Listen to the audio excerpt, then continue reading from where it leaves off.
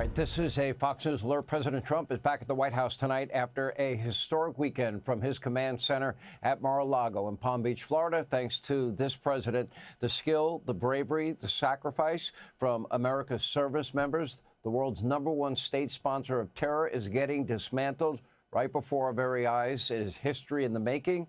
This is the very same regime that tried to assassinate President Trump not once but twice. They have now lost their supreme leader, Ali Khamenei, and almost everyone else in his inner circle, 40 total. Trump told ABC, quote, "I got him before he got me. They tried twice. I got him first."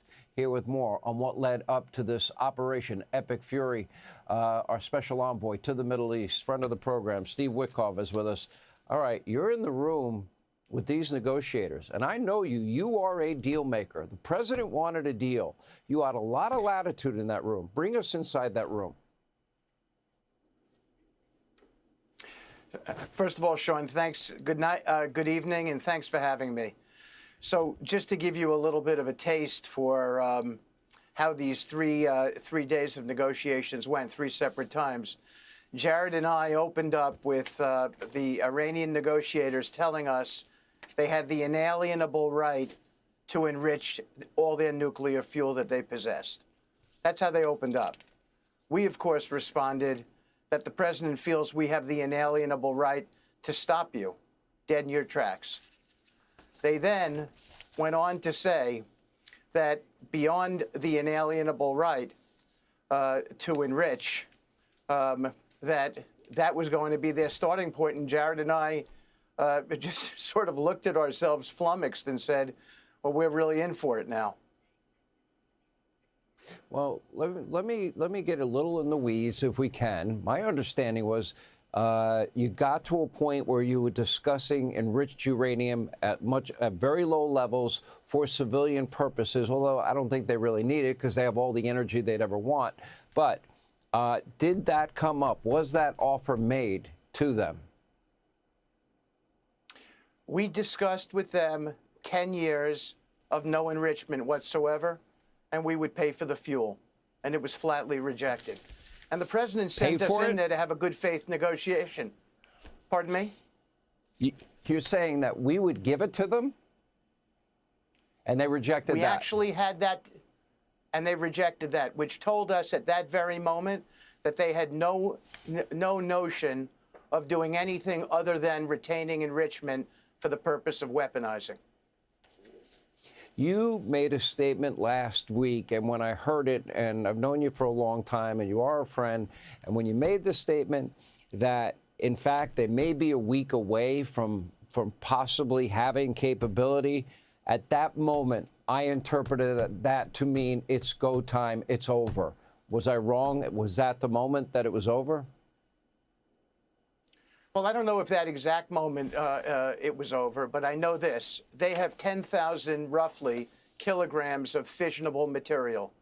That's broken up into roughly 460 kilograms of 60% enriched uranium, another 1,000 kilograms of 20% enriched uranium, and the balance is at 3.67.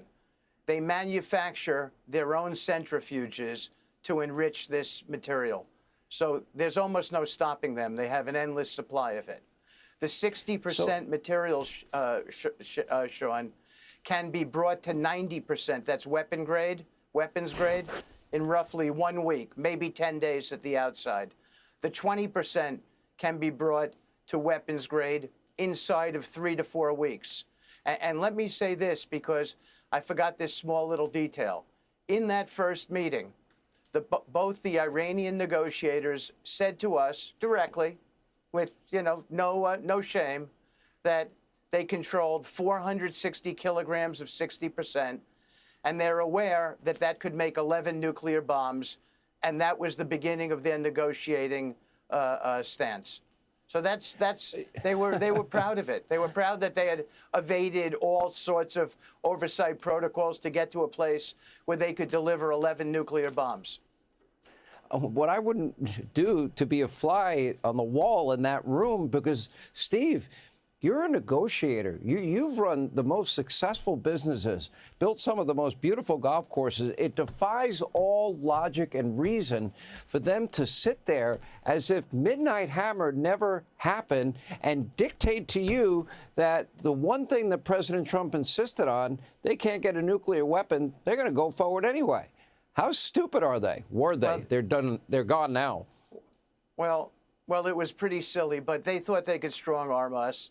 You know, President Trump sent me and Jared there to really determine on his behalf whether they were serious about doing a deal that addressed his objectives, which are elimination of their missile program, elimination of their advocacy and support for proxies, which is destabilizing the entire Middle East, elimination of their Navy so we can have freedom of the seas and not be threatened with the shutdown of the Gulf of Hormuz, and finally, no nuclear enrichment that can get them to weapons grade, which means no nuclear bomb. And we went in there and tried to make a fair deal with them, and it was very, very clear that it was going to be impossible, probably by the end of the second meeting.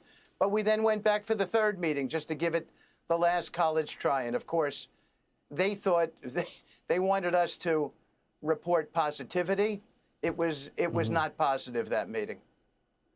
Oh, Steve Witkoff, I know you've been flying all over the globe, and you know, on your own dime. I think people do need to know that. If you don't mind me telling people, serving your country, serving the president, doing your best to bring peace to the world. They brought this action on themselves. You gave them every opportunity to take the exit ramp off. They decided not to. But we really appreciate you sharing all that with us. Steve Witkoff, Middle East Envoy. Thank you, sir. Hey, Sean Hannity here. Hey, click here to subscribe to Fox News YouTube page and catch our hottest interviews and most compelling analysis. You will not get it anywhere else.